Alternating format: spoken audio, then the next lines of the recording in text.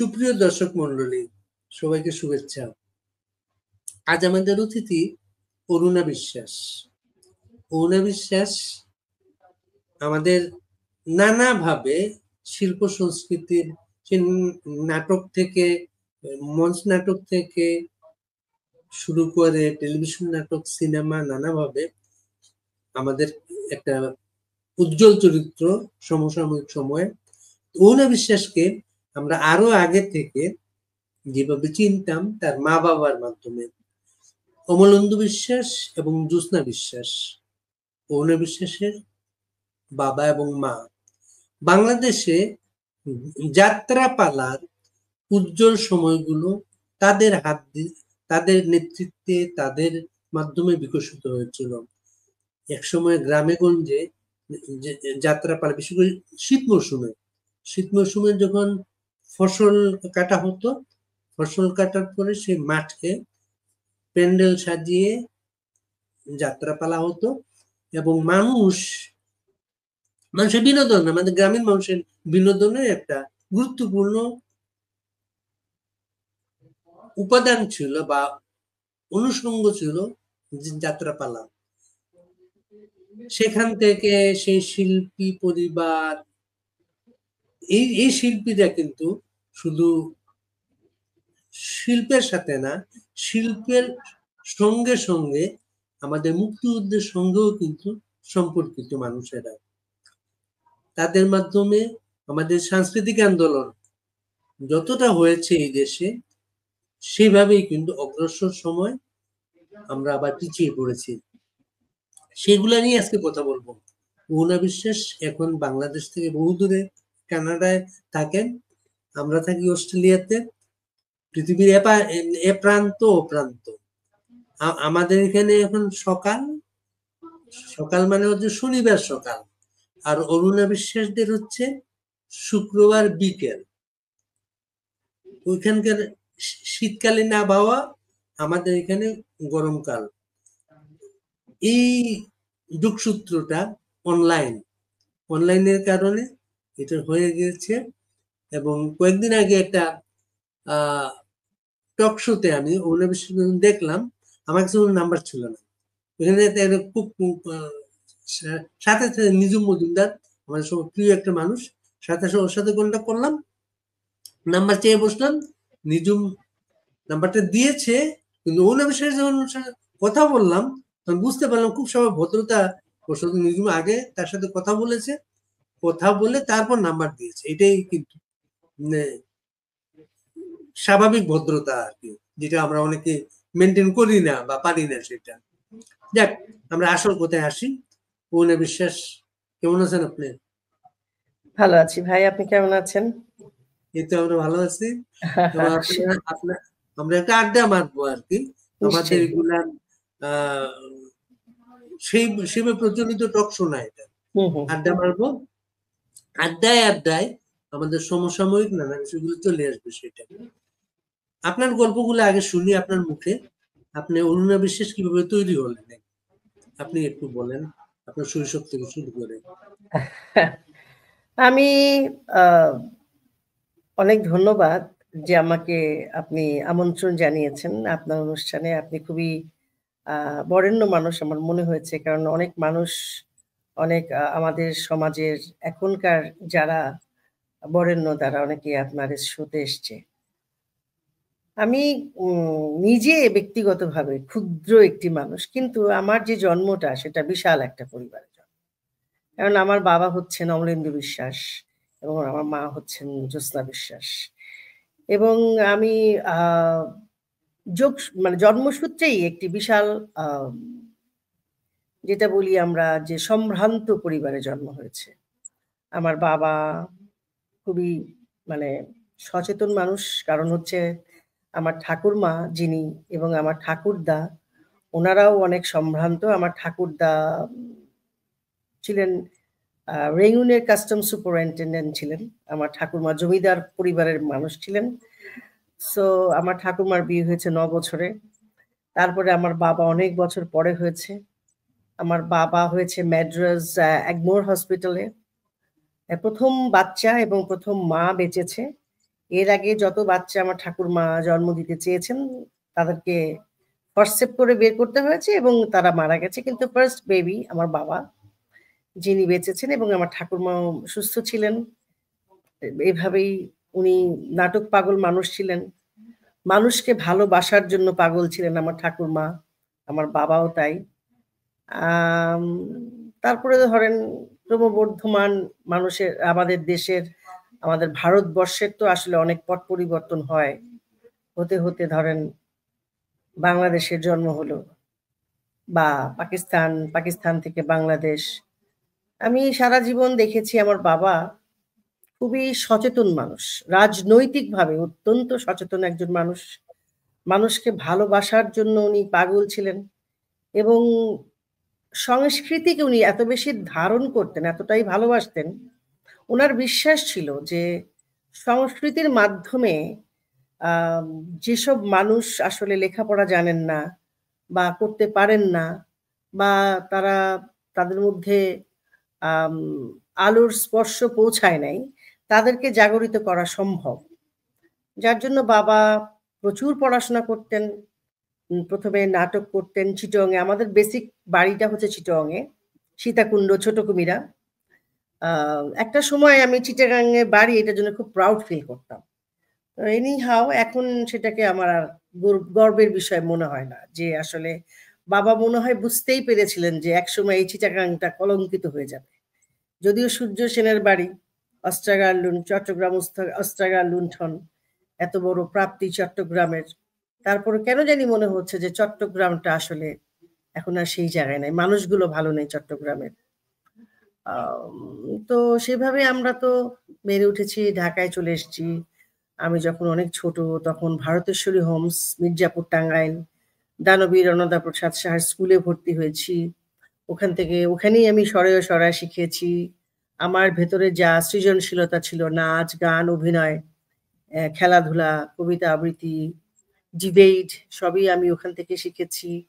আমার শিক্ষকরা আমাকে সহযোগিতা করেছেন, আমাকে লালন করেছেন, আমাকে পালন করেছেন। তারপরে আমি ওখান থেকে ম্যাট্রিক পাশ করে ঢাকায় চলে এসেছি। এসে আমি বৈদ্যনাথ কলেজে ইন্টারমিডিয়েট শেষ করেছি। তারপরে আমি ইডেন কলেজ থেকে গ্র্যাজুয়েশন কমপ্লিট করেছি। ইন দ্য মিন টাইমে 84-এ আমি গ্রুপ থিয়েটার বহু বচনে আমাকে কামাল উদ্দিন নীলুর সাথে আমি একটা নাটক করেছিলাম। উনি তখন একটা মেয়ে খুঁজছিলেন যে মেয়েটা নাচতে পারে, গাইতে পারে, অভিনয় করতে পারে। তখন আমার এক কাকা ছিল, বাবুর রহমান, উনি নেই, উনি মারা গেছেন, নজরুল গবেষক। উনি আমাকে নীলু কাকার সাথে পরিচয় করে দিয়েছেন। তখন আমি শুরু করলাম অজিতেশ বন্দ্যোপাধ্যায়ের অনুবাদের নাটক থ্রি পেনি অপেরা, যেটা ব্রেক লিখেছিলেন। সেটা থেকেই আমার থ্রি পেনি পালা করার সাথে সাথে আমাকে বিটিভি থেকে ডাকা হলো, স্পেশাল অডিশন দিয়ে আমি নরেশ ভূঁইয়ার লেখা এখানে জীবন 84-এই প্রথম নাটক। এবং আমি যখন স্টেজে বহু বচন করতাম সেই সময় খুবই জনপ্রিয় ছিলাম আমি। আজকে যারা অনেক গুণীজন, যারা বরেণ্য মানুষজন আছেন, তারা সবাই তখন অনেক যুবক, বা অনেক, তারা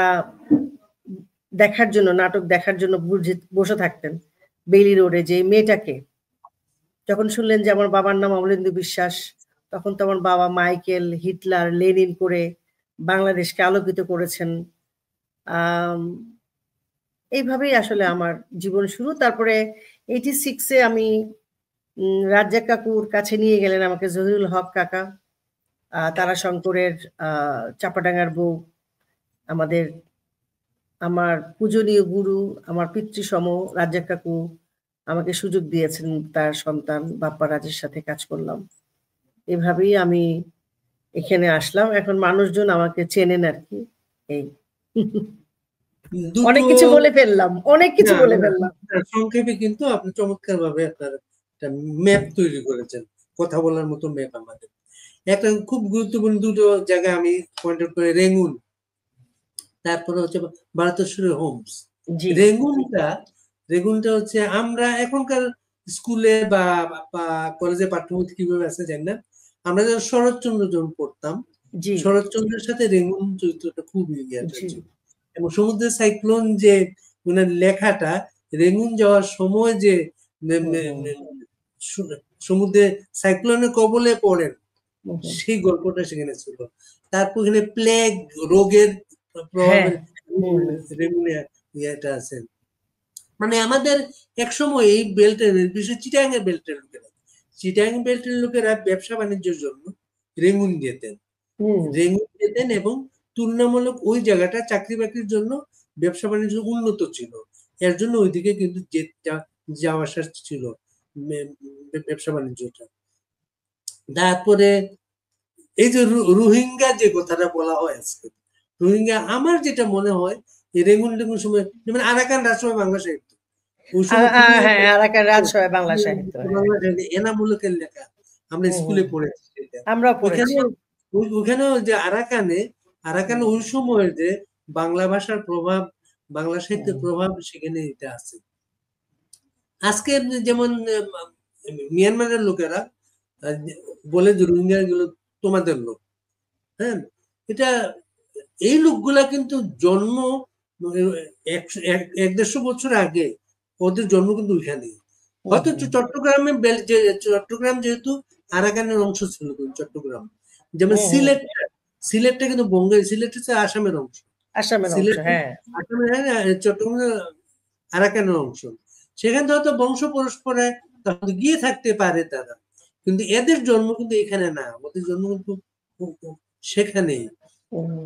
রোহিঙ্গাদের সমস্যা আমি ফিল করি আরেকটা জায়গায়, যেমন রোহিঙ্গারা ওই জায়গায় গিয়েও, যদি চট্টগ্রামে গিয়েও থাকে, স্থানীয় মানুষের সাথে মিশতে পারে নাই, রোহিঙ্গা হিসেবে রয়ে গেছে তারা।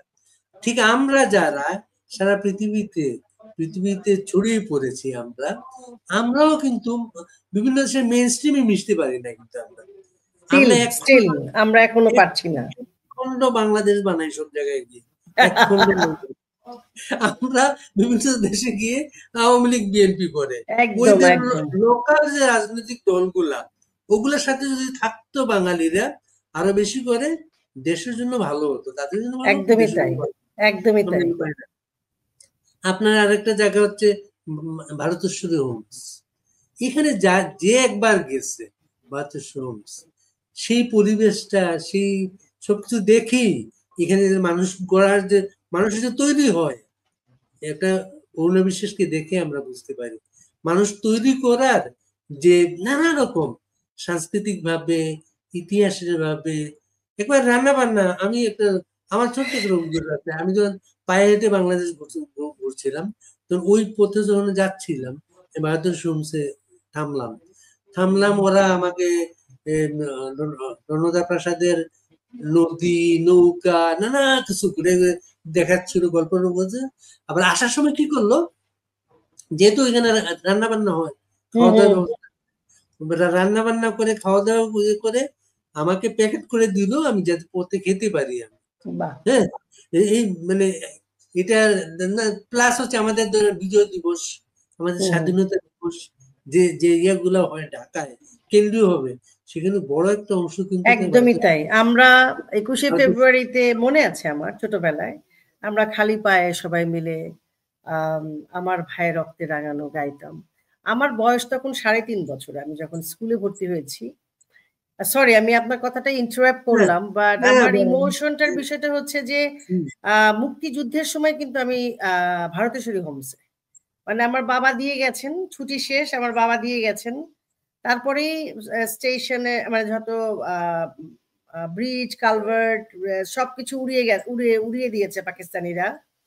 তখন আমার বাবা তখন কলকাতায়, আমার বাবা হঠাৎ শুনলো যে ভারতেশ্বরী হোম আক্রমণ করেছে।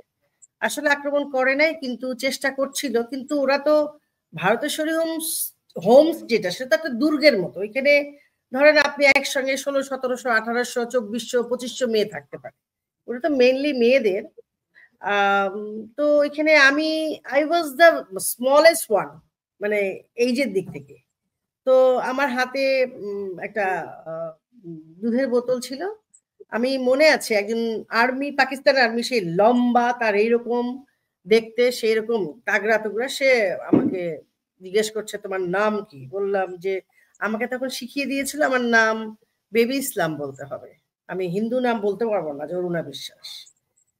আমরা ৫-৭ জন, আর যারা একটু টিনেজার ছিল তাদেরকে লুকিয়ে রাখা হয়েছে, বা ধরেন একটু অ্যাডাল্ট যারা যারা যেতে পারে নাই, মুক্তিযুদ্ধ শুরু হয়ে গেল সবাইকে ছেড়ে দিল, কিছু কিছু যারা বাচ্চাদেরকে নিতে আসতে পারে নাই তাদের ইয়াং মেয়েদেরকে লুকিয়ে রাখা হচ্ছে ওইখানে। যদি বোম না মারা পর্যন্ত খুঁজে বের করা সম্ভব না, কারণ ওই ম্যাপ বা এখন যে মেটিকুলাসলি ডিজাইন যেগুলো হয় আর কি, যে আমি জানি কোথায় কি আছে না, ওইটা তো তখন ছিল না। তো যার জন্য তারা পারে না। তো আমাদের কিছু মিস মুৎসুদ্দি, মানে প্রতিভা মুৎসুদ্দি, উনি যেন ভাষা সৈনিক, স্বাধীনতার সপক্ষের মানুষ, স্বাধীনতা উনার উনার মতো মানুষের মানে মানে সাহচর্যে আমি মানে শিক্ষা গ্রহণ করতে পেরেছি, এটা তো আমার জীবন ধন্য হয়ে গেছে। এবং যাই হোক, তো উনি ওনারা চলে, মানে পাকিস্তানিরা চলে গেল তখন, কিন্তু বুঝি নাই, এখন রিয়েলাইজ করি যে আসলে কত বড় বিপদের সম্মুখে আমরা দাঁড়িয়েছিলাম। এই আর তখন মনে হতো খালি চারিদিক থেকে ভেসে আসছে একটি শব্দ, জয় বাংলা, জয় বঙ্গবন্ধু, জয় বাংলা, বাংলার জয়। এই গানগুলো শরীরে কাটা দেখা যাচ্ছে। এইগুলোই আসলে শুনে শুনে আমার আসলে বড় হওয়া।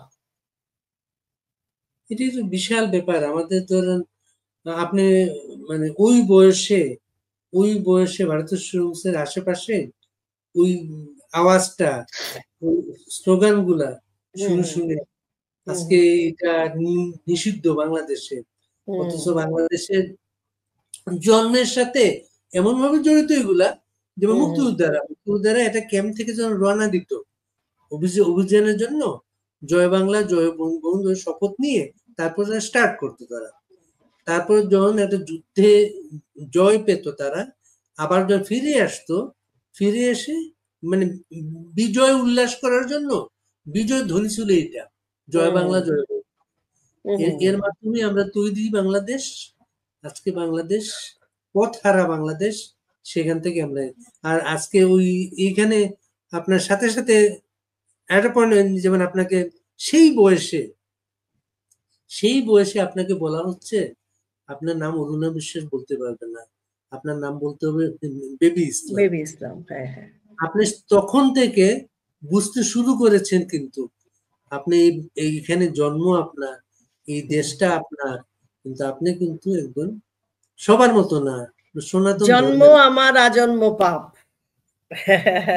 বিশাল একটা শোনেন, এই দেশটা না কোনোদিনই আমাদের হলো না, বুঝছেন বাদু ভাই। অথচ এই স্বপ্নটা ছিল, আমাদের মুক্তিযুদ্ধের স্বপ্নটা ছিল। আমি সনাতন ধর্মের কথা বলি নাই, আমি বলছি যে যারা আমরা দেশটাকে ভালোবাসি, এই দেশটা আসলে তাদের হলো না কোনো সময়। ওই বর্গী এলো দেশের মতো অবস্থা, খালি আসতেছে আসতেছে আসতেছে, এ নেয় সে নেয় সে নেয় সে নেয়। আমরা সাধারণ মানুষগুলো শুধু সাধারণই রয়ে গেলাম, বুঝছেন। নীলকর চাষিদের মতো ওরা আসবে, চাষ করবে, ওরা ওদেরটা নিয়ে চলে যাবে, আর আমরা খালি এর পিছনে কিছুদিন, ওর পিছনে কিছুদিন, ওর পিছনে কিছুদিন, এই আমাদের জীবন আস্তে আস্তে ভাবে হয়তো শেষ হয়ে যাবে, জানতেও পারবো না, বা আমাদের সাধারণ মানুষরা হয়তো বুঝতেও পারবে না আসলে কতবার তারা আমাদের নীলকর চাষিদের বা বর্গী এলোদেরকে আমরা সাহায্য করতেছি, জানা অজানার মধ্যে দিয়ে। আসলে আপনার কি কি মনে হয় কেন এটা হলো, দেশটা কেন আমাদের সবার হলো না? আসলে আমরা সুযোগ দিচ্ছি তো, ধরেন আমাদের নিজেদের কোনো আত্মবিশ্বাস নাই, আমাদের নিজেদের কোনো চাওয়া পাওয়া নাই। আমরা বাঙালিরা কি চাই জানেন, যে আমাকে তুমি জ্বালাবা না, জিনিসপত্রের দাম কম রাখবা কয়েকটা, তাইলেই আমরা হ্যাপি। কিন্তু আসলে তো তা নয়। ধরেন জিনিসপত্রের দাম তো অবশ্যই কম রাখা প্রয়োজন, আমরা অত্যন্ত আম, মানে কর্মঠ মানুষ, আমরা কাজ করি, দিন আনি দিন খাই, অনেকটা প্রত্যেকেই তাই। ইভেন আপনি ভাবেন না যে শুধু যিনি কৃষক বা যিনি দিন মজুর বা যিনি রিক্সা চালাচ্ছেন কিংবা যিনি অফিসে কাজ করছেন, মানে তা নয়। আমি মনে করি যারা হাইলি এডুকেটেড বা আমরা যারা শিল্প সাহিত্যের সাথে জড়িত, সবাই কিন্তু আমরা দিন আনি দিন খাই। যারা একেবারে সৎ, সৎ বলতে আমরা যেটা মানে কোনো ঝামেলা চাই না, ভাই আমি কাজ করব, দিন শেষে আমি যেটা প্রাপ্য সেটা নিয়ে আমি বাড়িতে যাই, কিন্তু আসলে আমার প্রাপ্যটা কি এটাই কখনো আমরা জানতে পারি নাই, যে আসলে আমার কি চাওয়া উচিত। আমার কতটুকু পাওয়া উচিত। সবসময় আমি দেখেছি যে যারা কম বোঝে, কম জানে, কিন্তু চালাকিটা জানে, তারা সবসময় লাভের গুড়টা খেয়ে গেছে। বুঝতে পারছেন?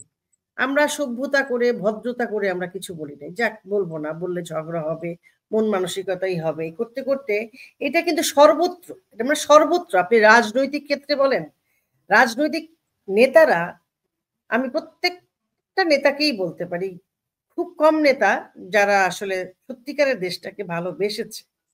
দেশটার প্রতি কারো কোনো মমতা নাই, বিশ্বাস করেন। কোনো মমতাই নাই। মানে দেশটা যে একটা মাটি যেখানে আমরা দাঁড়াতে পারি, যেটার জন্য গর্ব করতে পারি, যেটার পতাকা নিয়ে আমরা সারা পৃথিবীর মুখটা উজ্জ্বল করতে পারি, সেটা কিন্তু কারোর মধ্যে আমি দেখি না। মানে আমি অত বড়, মানে আমি কথা বলছি আমার ইমোশন থেকে। ধরেন আমি খুব কম পলিটিক্যাল লোকদেরকে দেখেছি যারা সত্যিকারেই দেশটাকে ভালোবাসে, মানে ভালোবাসে। খুব কম লোককে দেখেছি, বা আমি যা আপনি ইতিহাস আপনি দেখেছি। চট্টগ্রামের মেয়ে, আপনি হুম, চট্টগ্রামের মেয়ে, আপনি চট্টগ্রামের ঐতিহ্য, চট্টগ্রামের যে বাংলাদেশের ঐতিহ্য, যেটা চট্টগ্রাম থেকে স্বদেশী আন্দোলনের মানুষগুলা হুম, স্বদেশী বিকাশ পেয়েছিল, দেশপ্রেম যেটা বলা হয় রাজনীতিতে, যেটা আর কি। তখন হুম, কিন্তু একটা সময় ছিল, এটা হুম, 2025 সাল না কিন্তু তখন। না, হ্যাঁ, তখন একটা সময় ছিল। তখন কিন্তু জমিদারের ছেলে পেলে, বড় লোকের ছেলে পেলে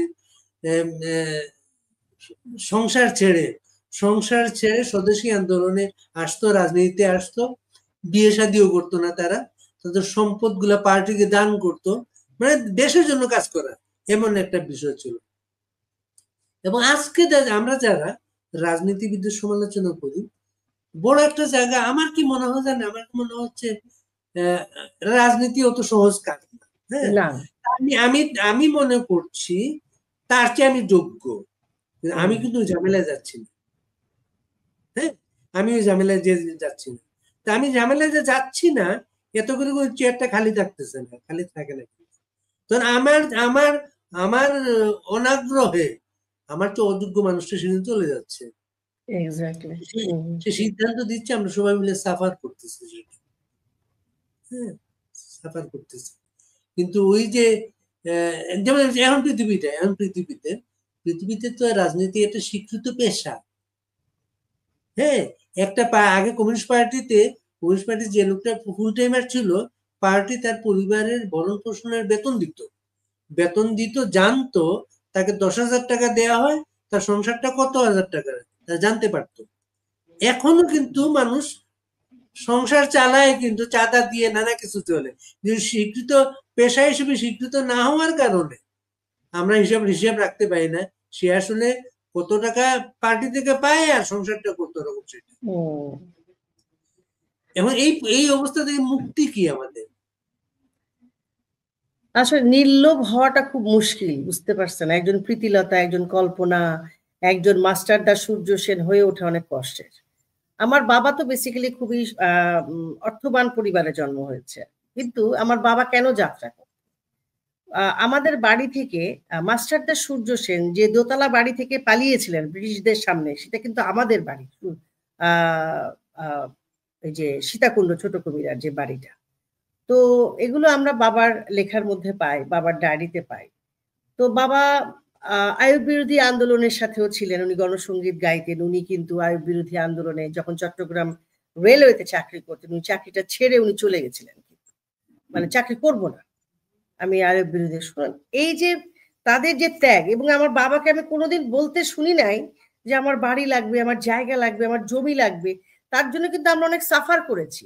সাফার মিন্স আমি ৭০-৮০ জন লোককে নিয়ে, আমার মা আমাকে, আমি, আমার মা, আমি, আমার ভাই, আমরা তাদেরকে যাত্রার দল টিকিয়ে রাখার জন্য আপ্রাণ চেষ্টা করেছি। কারণ একটা যাত্রার দলে তো মনে করেন ৭০-৮০ জন লোক থাকে, তাদের উপর ডিপেন্ডেবল ফ্যামিলি আছে। তো নির্লোভ হয়ে তো বেসিক্যালি আমার লাভটা কি হয়েছে? আমার যখন এইটা আমি চিন্তা করি, তখন তো আমার লোভটা কাজ করবে। যখন আমারই সমসাময়িক আর্টিস্ট ধরেন আমার পাশে, আমি হয়তো তার থেকে ভ্যালুয়েবল আমি দেখছি, কিন্তু আমি সেই মূল্যায়ন, মানে আমাকে দিয়ে বুঝাইছি, আমি মূল্যায়নটা পাচ্ছি না। তখনই তো আমার ভেতরে একটা লোভ কাজ করবে, ভালো থাকার লোভ। আমারও তো অধিকার হয় যে আমার বাচ্চাটা একটা ভালো স্কুলে পড়ুক, আমার বাচ্চাটা একটা ভালো জামা পড়ুক, আমার বাচ্চাটা একটা ভালো জুতা পড়ুক। এই যে লোভ আমাদের প্রত্যেকটা এখনকার বাঙালিদের মধ্যে এত লোভ কাজ করে, এত লোভ, যে ও ভালো আছে, আমার ওর থেকেও ভালো থাকতে হবে এইভাবে। এবং সেটা কি সহজ রাস্তা, কি পলিটিক্স করা। পলিটিক্স করতে হলে ধরেন আমার পরিচয় কি করতে হবে, আমি কি করব, আমি যেই মতেই বিশ্বাস করি না কেন, কিন্তু এখন যে দল লাইমলাইটে আছে বা এখন যে দলটি ক্ষমতায় আছে সেই দলে আমাকে ঢুকতে হবে। সেটা আমি যাই করি, আমার পড়াশোনা থাকুক বা আমি যাই বিশ্বাস করি না কেন, আমি অসাম্প্রদায়িক লোক হই, তারপরেও আমাকে এখানে অভিনয় করে এখানে টিকে থাকতে হবে, কারণ আমার টাকা দরকার। এবং সেই কি টাকা? হাজার হাজার হাজার হাজার হাজার হাজার হাজার হাজার কোটি কোটি টাকা এক জীবনে মানুষের। এবং সেই টাকাটা পাওয়ার পরে একটা মানুষের ভেতর যখন জানে যে আমার ব্যাংকে খোঁচা দিলেই টাকা বের হবে, আমি লিখতাম এগুলো, আমি কিন্তু আমার ফেসবুকে লিখতাম যে মানুষের জীবনে কত টাকার প্রয়োজন আছে। ধরেন কিছু কিছু মানুষকে আমার মনে হয় খোঁচা দিলে শুধু রক্ত বেরোবে না, টাকা বেরোবে, এমন মানুষ কিন্তু আমাদের বাংলাদেশে আছে। এবং তাদের যে অ্যাটিটিউড, তারা বাংলা শুদ্ধ করে বলতে পারে না, তারা কিচ্ছু জানে না, তারা ভালো কাপড় পরতে পারে না, কিন্তু তারা দামি গাড়ি চালায়, ভালো বাড়িতে থাকে, কিন্তু তারা মানুষকে মানুষ মনে করে না। এই বিষয়গুলো আছে বিধায় যখন আপনি আপনার টাকার কারণে আপনি আমাকে অবহেলা করবেন, তখন আমার মধ্যে তো এক ধরনের কষ্ট কাজ করবে, এক ধরনের রাগ কাজ করবে, এক ধরনের অভিমান কাজ করবে, এক ধরনের হিংসা কাজ করবে। রাগ মানে ক্রোধ। তখন কিন্তু আমি চাইবো যে হ্যাঁ, ওর যখন এটা হয়েছে, why not I can get it that kind of position। আমি জানি না আপনার এটা মনে হয় কিনা, আমি তো পলিটিক্স মানেই আমার ভয়। আমার পলিটিক্স মানুষদের আমি দেখেছি। ধরেন আমি অরুণা বিশ্বাস, মানুষ তো আমাকে চেনে, ধরেন 17 কোটি মানুষ আমাকে চেনে, বা যারা চেনে না তারা হয়তো আমার নামে জানে। আমি পলিটিক্যাল লোকদেরকে দেখি যে ধরেন আমি যে দলটাকে সমর্থন করি, সেই দলের মানুষগুলো কিন্তু যখন তখন মানে ইলেকশনের আগে একরকম অ্যাটিটিউড থাকে, যে ইলেকশনের 5-6 মাস কেটে যায় তখন তাদের অ্যাটিটিউড, যখন তার 1-2 বছর কেটে যায় তারা আর একরকম ব্যবহার। এই যে পরিবর্তনগুলো, এতেই কিন্তু মানুষ নিজেকে পরিবর্তন করবার চেষ্টা করে। জিনিসটা বুঝতে পারছেন বাড়ি ভাই?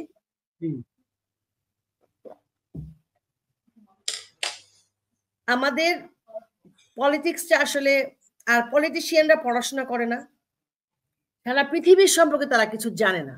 ধরেন এই সময়ে পৃথিবী আসলে কোন দিকে যাচ্ছে, কোন দিকে যাওয়া উচিত, মানে জার্নাল যে পড়তে হয়, ওয়ার্ল্ড জার্নাল যে পড়তে হয়, বা একটা নিউজ দেখতে হয়, নিউজের ভেতরের বিষয়গুলো যে বোঝার চেষ্টা করতে হয়, একজনও করে না, একজনও না। পড়া লাগে না যে এখন পড়া লাগে না, বরঞ্চ যে পড়াশোনা করে তার জন্য বিপদ আছে। এটাও ঠিক। এটা আমি আসলে আমার ক্ষেত্রে আমি অনেক বুঝতে পারছি। যদি আপনার একাডেমিক এডুকেশন একটু অন্যদের থেকে একটু ভারী হয়, মুশকিল। রাজনীতির বাইরে আমরা যাবো আর একটু একটু পরে মিস করবো এই জিনিসটা। যেমন মনে করেন আপনার বাবা, আপনার মা অনেক সংগ্রাম করেছেন যাত্রাটা ধরে রাখার জন্য। আমার মনে আছে কি জানেন, ছোটবেলায় আমি মনে করতাম যাত্রাটা একসময় ধরার জন্য কিছু নৃত্যশিল্পী আনা হবে। হ্যাঁ, প্রিন্সেস নাম দিয়ে প্রিন্সেস অমুক নৃত্যশিল্পী আনা হলো। তো যাত্রাটা অন্যদিকে চলে গেল, যাত্রার মানে স্টেজের অন্যদিকে চলে গেল। কলকাতায় বা পশ্চিমবঙ্গে অনেকদিন কিন্তু যাত্রাপালাটাকে ধরে রাখা ছিল, কিন্তু অনেকদিন। আমার মনে আছে বিজ্ঞাপন দেখতাম আনন্দবাজার পত্রিকায়, ছোট ছোট বিজ্ঞাপন চাপা হতো যাত্রা নিয়ে, যেটা এইদিকে কিন্তু আমাদের এইদিকে সিনেমার বিজ্ঞাপন চাপা হতো, যাত্রার বিজ্ঞাপন কিন্তু দীর্ঘদিন চলে নাই। কিন্তু এটা যাত্রাটা আসলে কেন হারিয়ে গেল, আপনার কি মনে হয় সেটা? আপনার কথাই বলি, আপনি যেমন বললেন যে প্রিন্সেসদের আগমন, এটা কিন্তু 75-এর পরে যে বিষয়টা হয়েছে। যতদিন আমার বাবা বেঁচে ছিলেন, বাবা আমার বাবার একটা কারিশমা ছিল, বুঝতে পারছেন? আমার বাবা দল নিয়ে যেখানেই যেতেন সেখানে কিন্তু সিনেমা হল বন্ধ হয়ে যেত। এটা কিন্তু সত্যি কথা। ধরেন একজন সুশিক্ষিত মানুষ যে হিটলার, মাইকেল মধুসূদন, লেনিন, তারপরে ধরেন ডারউইনের মতবাদের উপরে জানোয়ার এগুলো করেছে, এবং তার প্রত্যেকটা বই নাটকের মানে বই সিলেকশন বলতেছে যেটা আর কি যাত্রা হিসেবে আমরা করতেন, প্রত্যেকটা সিলেকশন ছিল এ গ্রেড। তারা প্রত্যেকটা লোক শিক্ষিত, এবং বাবা বলতেন মানে শিশির ভাদুরীও বলেছেন যে যাত্রায় যারা অভিনয় করেন আর কি প্রত্যেকেই এক একজন শিক্ষক, কারণ তাদের অনেক পড়তে হয়, একটা ক্যারেক্টার নিয়ে পড়তে হয়, পুরো বইটা নিয়ে পড়তে হয়, গবেষণা করতে হয়। আপনি একটা সংলাপ বললেই তো হবে না, সংলাপ প্রক্ষেপণ করলেই আপনার হবে না, সেটা আপনার বুঝতে হবে, আপনার দর্শন বুঝতে হবে, ওটার বিশ্লেষণ বুঝতে হবে, ওটার ভেতরে মনস্তাত্ত্বিক বিষয়টা কি আছে সেভাবে বলতে হবে। এখন ধরেন যে কেউ যে কোনো ধরনের সংলাপ বলে ফেলছে। এখন ৭৫-এর পরে মানে এই যে আজকে ২০২৪ আপনি দেখছেন না, কালচারালি এত ডিজাস্টার হয়েছে আমাদের দেশে, এটা কিন্তু অনেক আগে থেকে শুরু হয়েছে। মানে কি, আপনি গণমাধ্যমকে গলা বন্ধ করতে হলে তো আপনার প্রথমেই বন্ধ করতে হবে আপনার যাত্রাকে। যাত্রাকে শেষ করতে হলে আপনার কি করতে হবে? আপনার প্রিন্সেসকে ঢুকিয়ে দেবেন। প্রিন্সেসের নাচ তো একজন যে ঘরের মা বা ঘরের বোন বা ঘরের বাবা পিতৃ মানে তান্ত্রিক সমাজে সেখানে কি একটা মেয়ের উলঙ্গ নৃত্য দেখতে যাবে কেউ তার সন্তানকে নিয়ে? নিশ্চয় যাবে না। তার মানে আপনার নাচের ইয়ে হচ্ছে ওই রকমই, মানে ধরেন দেশ আগাচ্ছে একদিকে, আপনার দেশের যে সবচেয়ে ক্ষমতাধর যে জায়গাটা সেটা হচ্ছে শিল্প সাহিত্য সংস্কৃতি কৃষ্টি, সেটাকে ধ্বংস করার জন্য একদল লোক কিন্তু লেগেই ছিল। প্রথমে ছিল, শুরু করলো যাত্রা, যাত্রার মধ্যে প্রিন্সেস অমুক প্রিন্সেস তমুক একদম উলঙ্গ নৃত্য ঢুকাচ্ছে। সেখানে অমরেন্দ্র বিশ্বাস একা, তার পাশে কেউ নাই, কারণ তারা যাত্রাকে মনে করেছে এখান থেকে আমি আর্ন করব, আমি খাবো দাবো ঘুমাবো শেষ। কিন্তু আমার বাবার তো সেটা ছিল না। আমার বাবা ছিল দেশের সংস্কৃতি ঠিক করার জন্য। মুকুন্দ দাস যেটা চাইতেন, স্বদেশী আন্দোলনের নেতা, উনি মানে স্বদেশী আন্দোলনকে মানুষের জাগরণের জন্য যাত্রা এত সহজ বিষয়, বিকজ অফ আপনার স্টেজ আপনার বাড়ানোর দরকার নেই, আপনি বলতে পারবেন যে আমি এইটা চাই এইটা করি। এই জন্য ব্রিটিশ পুলিশরাও কিন্তু মুকুন্দ দাসের পেছনে পেছনে পেছনে পেছনে ঘুরে বেড়াত, পাইতো না ওনাকে, কারণ উনি লোকেশন চেঞ্জ করতো, এখন নদীর উপরে, ওই উপরে, এই নদীর উপরে, এই নদীর উপরে। আমার বাবা সেটা ফলো করতেন। আমার বাবাও কিন্তু রাজনৈতিক সচেতন মানুষ ছিল, আমি সেই পরিবারে বেড়ে উঠেছি। সো আমি তো এই জিনিসটাকে দেখছি যে আমাদের আমাদের এই সংস্কৃতিকে ধ্বংস করার জন্য অনেক আগে থেকেই এরা মানে আস্তে আস্তে আস্তে আস্তে স্লো পয়জন করে করে আজকে আমরা এই জায়গায় চলে এসেছি। যাত্রার সম্রাট, যাত্রাপালার সম্রাট বলা হয় আমাদের অমলেন্দু বিশ্বাস, সম্রাজ্ঞী বলা হয় জ্যোৎস্না বিশ্বাস, তাদের মেয়ে করুণা বিশ্বাস। বাংলাদেশে কিন্তু যাত্রাপালার জন্য পরিচিত না, পরিচিত হচ্ছে নাটক এবং সিনেমার কারণে। চাপাডাঙ্গার বউটা, চাপাডাঙ্গার বউটার মতো কিন্তু অনেকগুলো সিনেমায় কিন্তু অরুণা বিশ্বাস ছিল না, কিন্তু অনেকগুলো চাপাডাঙ্গার বউ তৈরি হয় না। এখানেও একটা পলিটিক্স। এটা একটু বলেন তো। শোনেন, আমি প্রথম যখন 86-এ রাজ্জাক কাকুর চাপাডাঙ্গার বউ করি, সেটা তো কালজয়ী উপন্যাস আপনার তারাশঙ্করের।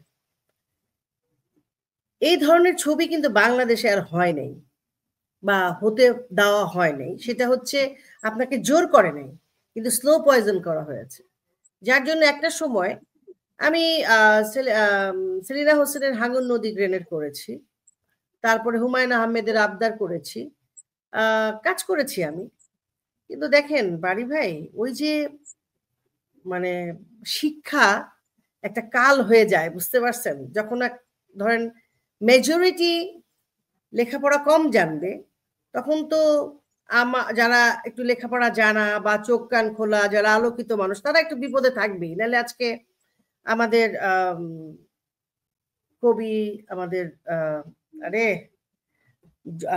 জাফর ইকবাল স্যারের যে বিপদটা হয়েছে, বা আমাদের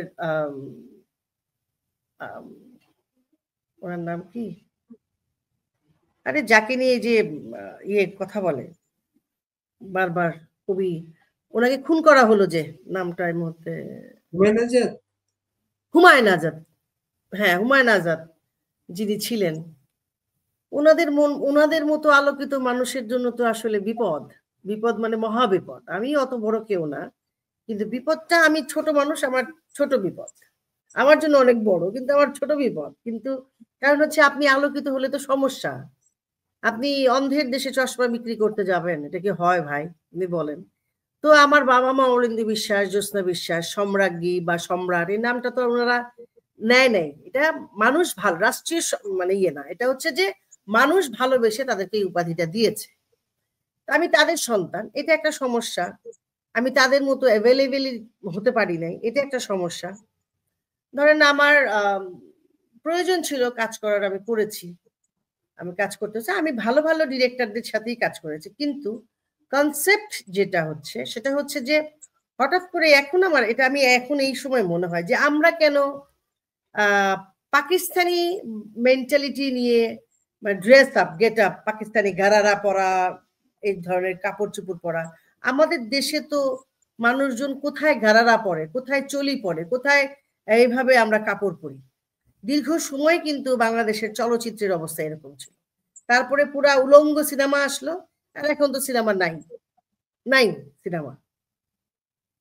হুমায়ুন আহমেদ কয়েকটা চেষ্টা করেছেন, মুক্তিযুদ্ধের কাজ করেছে, বা দেশের কাজ মানে করার জন্য দেশাত্মবোধক কিছু সিনেমা হয়েছে, কিন্তু মানুষ ওই রংবাজের মতো ছবিও কিন্তু দেখতে চায় না। এরা যে কি দেখতে চায়, কি জানতে চায়, আমি জানি না। গল্প নাই, হিরো মারামারি করবে, হিরো আমেরিকার মতো কি অ্যাকশন করবে, আমেরিকান হিরোদের মতো। এটা কিন্তু, এই প্রবলেমটা কিন্তু বম্বেতেও আছে। বম্বের মানে ভারতীয় সবাই তো আর ভারতে বড় লোক না, বুঝতে পারছেন, কিন্তু ওনারা ছবি করে ইংলিশ ছবি। মানে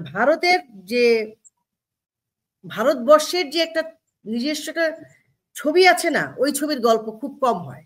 আগে যেটা হয়েছে, স্মিতা পাতিল, শাবানা আজমি থাকতে যেগুলো হয়েছে, সেটা তো হয়েছে, বা তারও আগে। তারপরে কোথায়? তারা সবাই বিজনেসম্যান, তারা এই কি ক্রিকেটের যে চুরি হয় এইসব নিয়ে ছবি করে, মানে সবই মানে হাইলি একদম ওয়েস্টার্নাইজড যেগুলো হয় সেগুলো।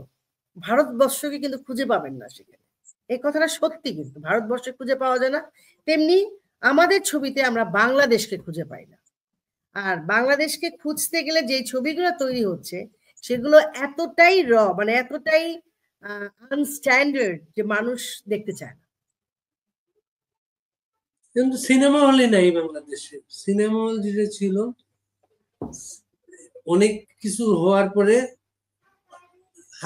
হাতের মোবাইল ফোন চলে আসার পরে মোবাইল ফোনে সবকিছু দেখে মানুষ, আর কোনো কিছুই আর থাকলো না। সেটা আমাদের না, সিনেমার পর্দার তো একটা মজা আছে, যেমন এটাও সত্যি। এখন আপনি যে, আমি মাঝে মাঝে ছবি দেখতে যাই, এখানে আমরা সিনেপ্লেক্সে যাই, হলে লোক থাকে না, এটা সত্যি কথা। দেখা যায় যে আমরা 4 জন বসে আছি, ওখানে লোক নেই, হলে লোক নেই। কারণ আসলে তো কয়দিন পরেই তো নেটফ্লিক্সে চলে আসবে, বা এখানে আসবে, ওইখানে আসবে, মানুষ দেখতে চায়, এই আর কি।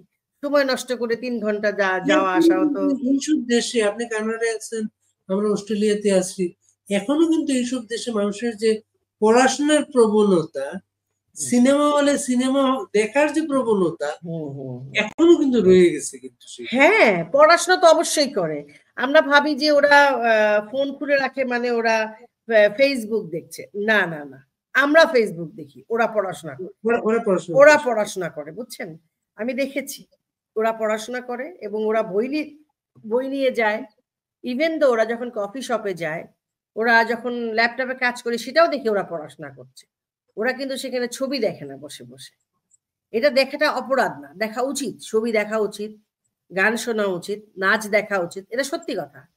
কিন্তু আমাদের মতো সারাক্ষণ ফেসবুক আর টিকটকে কে কয়টা বিয়ে করলো, কে কয়টা বিয়ে জামাই ছাড়লো, এগুলো ওরা দেখে না। একটা অসুস্থ পরিবেশ, মানে সবকিছুর মধ্যে টিকটকে দেখা যাচ্ছে, মানে কি জানি একটা, মানে কি হচ্ছে এটাই আমি বুঝতেছি না আসলে। আপনি অরুণা বিশ্বাস, বাংলাদেশে অনেক সমস্যার মাঝে আপনার বড় একটা সমস্যা ছিল হচ্ছে আপনার সনাতন ধর্ম। এইটা আপনাকে কতটা পীড়িত করেছে বা এখনো করে আপনাকে? এটা তো আম দেখেন, আমি যখন ছবি করেছি, তখন আমরা যখন ম্যাক্সিমাম ছবি করেছি, তখন কিন্তু বিএনপির সময়। অনেক ভালো, ভালো ছবি করি। মানে এরশাদের সময় থেকে আরম্ভ করে বিএনপির সময় পর্যন্ত আমি অনেক ছবি করেছি। এবং আমি 97 এ দেশ থেকে আমি বেরিয়ে এসেছি। সো আমি কিন্তু একটা ন্যাশনাল অ্যাওয়ার্ড পাইনি।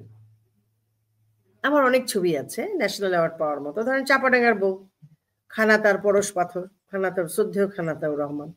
আমার অনেক ছবি আপনি বলতে পারবেন যেগুলোতে আমি জাতীয় পুরস্কার পাওয়ার যোগ্য। আমি মানে সেটা আমি এখন অনেকে, আপনি কি নিজে জানেন নাকি? বোঝা যায়।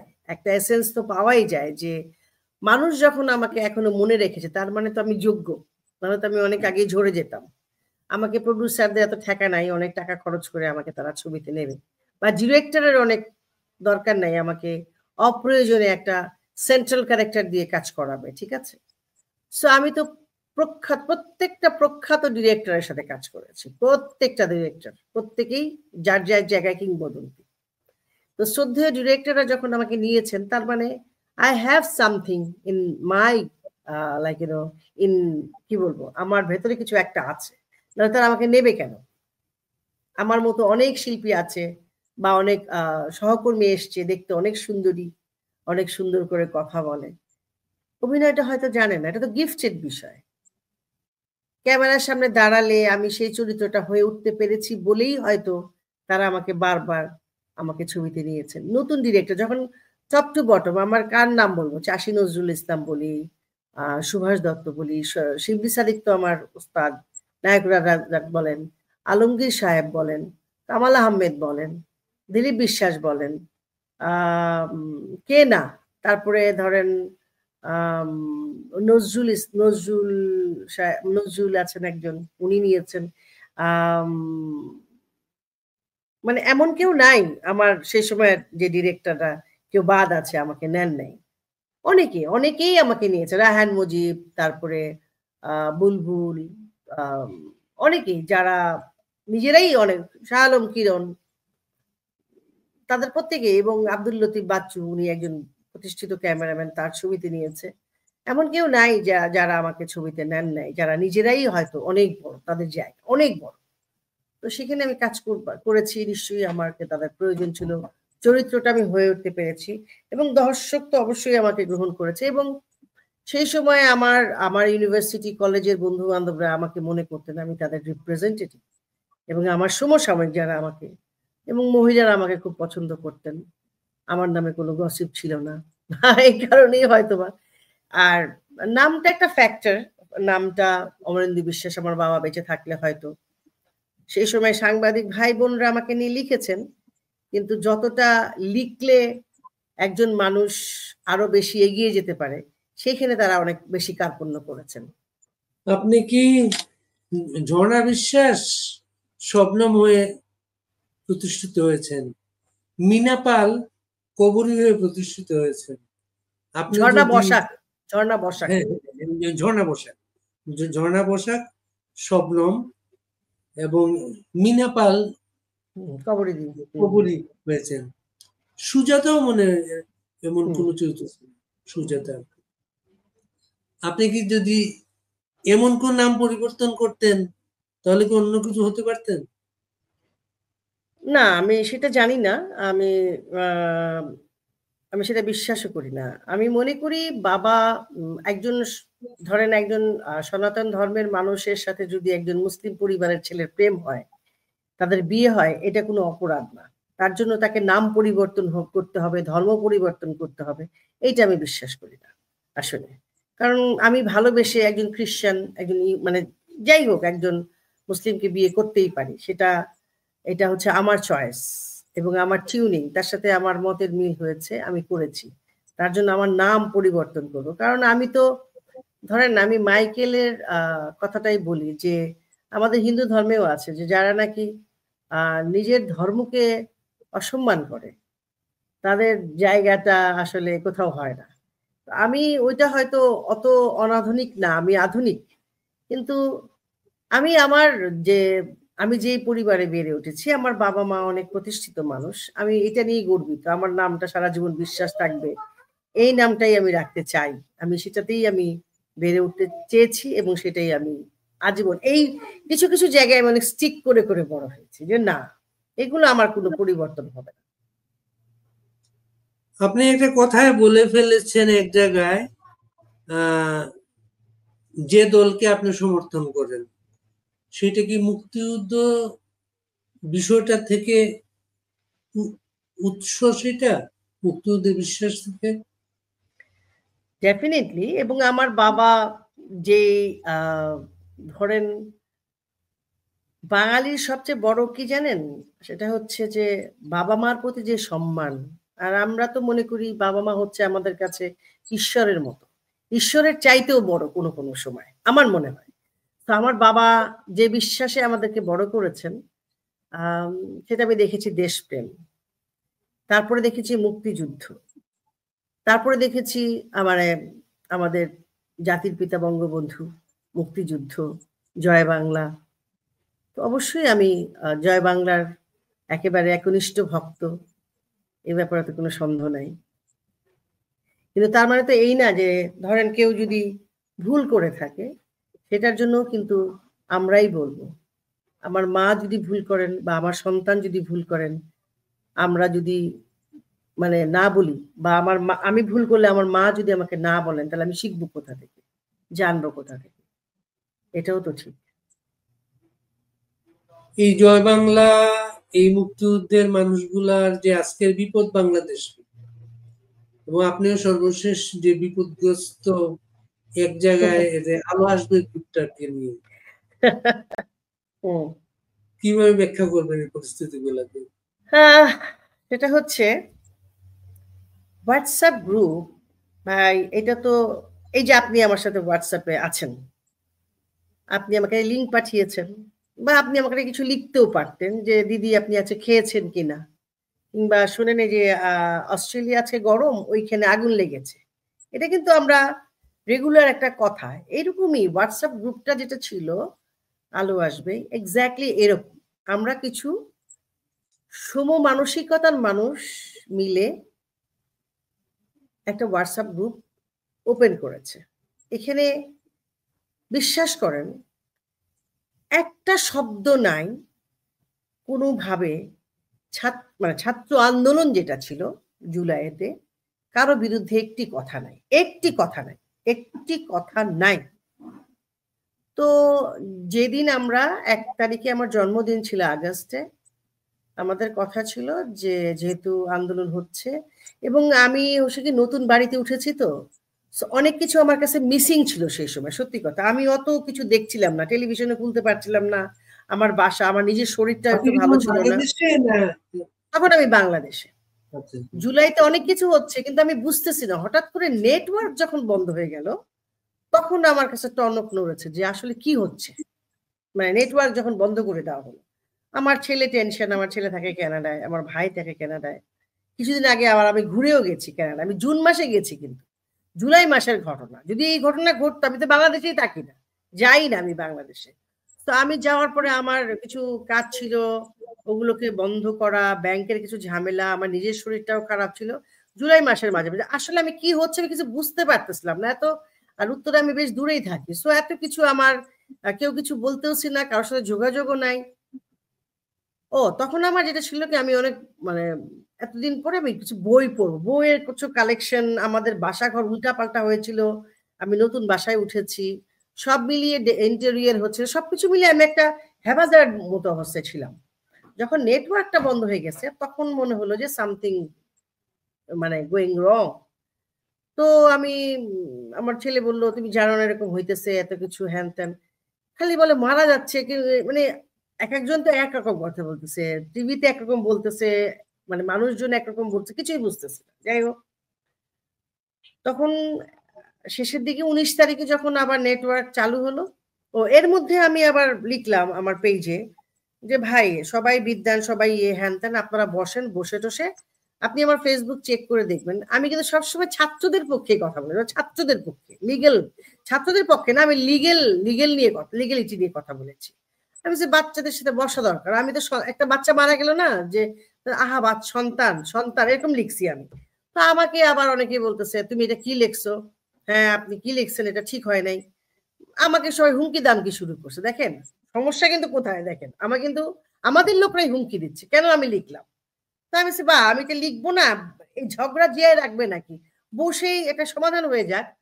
তো এর মধ্যে আবার আমাদের 19 তারিখে আমাদের ইয়ে করলো, আমার তখন সেন্সার ছিল, সেন্সারে গেলাম, সেন্সার থেকে আসার সময় আমি আর প্রাচী বললাম চলো, প্রাচী বললো চলেন দিদি আমরা একসাথে বসি কোথাও কফি খাই। আমরা ইয়েতে গেলাম, কফি খাচ্ছি, কফি টফি খেয়ে অনেকক্ষণ ছিলাম। সেদিন আবার প্রাচী আমাকে অনেকক্ষণ মানে আমরা অনেক মানে কোনো রাজনৈতিক কথাবার্তা না, কথাবার্তা বলছি আমরা কফি, ও আমাকে অনেকগুলো সুইট এন্ড ল দিল আবার, আপনি রাখেন আমার ভাই পাঠিয়েছে, আমার ভাই নিয়ে আসছে। তো বলে টলে আমি আবার চলে আসলাম বাসায়, উনি চলে গেল। 1 তারিখে বলতে তখন দেখি যে আরো ক্রমাগত খারাপ হচ্ছে, তখন তো ভয় লেগে গেছে যে উত্তরায় ওই যে মেয়রের ড্রাইভারকে ধরলো, ধরে গাছে লট, তখন ভয় লাগা শুরু করলো, আয় আয় আমার বাসার কাছে, আবার মাঝখানে কারফিউ দিল, কারফিউ দেয়, কারফিউতে লোক ঘোরে, জিনিসটা কেমন জানি তখন একটা কেমন ভয় ভয় লাগা শুরু করলো। তো আমার বাসার যে লোকজন তারা বাড়িতে সবাই এসে আমার সাথে দেখা করে, কথা বলে, আবার ছাদে যেয়ে কথা বলি। কিন্তু আমার মনের মধ্যে এদিকে আমাকে আমার ভাই বলতে তুই চলে আয়, আমি টিকিট দেখতেছি, টিকিট পাচ্ছি না, মানে আমি চলে আসবো। 1 তারিখে আমাদের বিটিভিতে যাওয়ার কথা, এর মধ্যে স্টেশনে আগুন লাগছে, বিটিভিতে আগুন লাগছে, প্রধানমন্ত্রী যাচ্ছেন ই করতেছেন, এটা নিয়েও দেখি মানুষ আবল তাবল ট্রল করতেছে। বাট যাই হোক, যার যার ইমোশন নিয়ে আমি কোনো কথা বলতে চাই না, কারণ কি বললে আবার কি আর আকার ধারণ করবে। তা আমি গেলাম, বিটিভিতে আমাদেরকে যেতে বললো, আমি গেলাম, আমি বললাম গাড়ি নিয়ে যাও, হ্যাঁ গাড়ি নিয়ে আসেন কোনো ব্যাপার না। গেলাম জাম, তো বিটিভিতে যেয়ে দেখলাম কি বিটিভি বিশ্বাস করেন পুরে একদম কয়লা হয়ে গেছে, কয়লা। তো আমাদের ওইখান থেকে আবার যাওয়ার কথা হসপিটালে, মানুষ তো এগুলো বোঝে না জানে না, মানে যার যা মনে আসছে তাই লিখতেছে। তো হসপিটালে আমি বললাম আমি তো অনেক দূর থেকে আসছি, আমার শরীরটা ভালো না, আমি চলে যাই, আমি তো চলে আসছি, ওরা গেছে কিনা তাও আমি জানি না। এইটা নিয়ে দেখি, আমি বললাম যে আমরা জানি কারা কি করতেছে, উস্কায়েন না ভাই প্লিজ, আপনারা সন্তানদেরকে বলেন যাতে সবাই সবার জায়গায় ফিরে যায়, বাড়িতে ফিরে যায়, কলেজ ইউনিভার্সিটিতে ফিরে যায়, এরকম বললাম। দেখেন মিডিয়াটা একদম পুরাটাই এক দল নিয়ে নিল হাতে।